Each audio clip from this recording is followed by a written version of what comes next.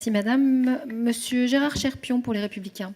Oui, merci madame la présidente. Tout d'abord, madame la ministre, je voudrais vous remercier pour cette présentation de l'avant-projet de loi.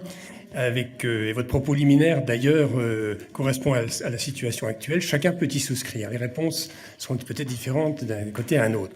Je voudrais simplement attirer votre attention sur, à mon sens, 3 points. 3 points. Le premier point, c'est que vous risquez de créer de nouvelles fractures territoriales. En fait, en retirant la capacité région, le pouvoir aux régions sur la totalité, quasiment totalité, puisque vous restez 5% des ressources aux régions sur l'apprentissage, vous risquez de créer des fractures territoriales. Fractures territoriales qui seront accentuées par le phénomène de l'orientation qui n'est que très peu traité dans le projet de loi, tout au moins dans le texte que j'ai.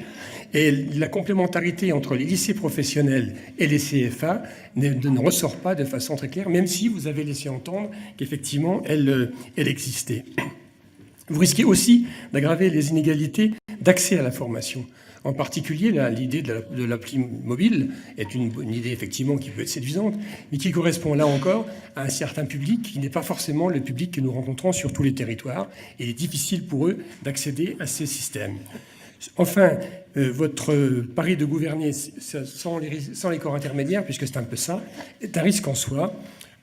En fait, en partie, la loi que vous proposez, en particulier sur le projet de loi, tout au moins que vous proposez sur l'assurance chômage, change complètement la nature de l'assurance chômage, qui était un système effectivement assurantiel, assurance chômage assurantiel, et qui, du fait même de son financement par l'impôt, par la TVA et par la CSG, n'est plus un système assurantiel. Donc ça modifie complètement la donne du système. Vous déséquilibrez un système sans pour autant apporter des réponses sur comment va s'organiser France Compétences, comment le tripartisme ou quadripartisme, qui va être majoritaire dans cette affaire, quelle sera la position de l'État dans toutes ces structures.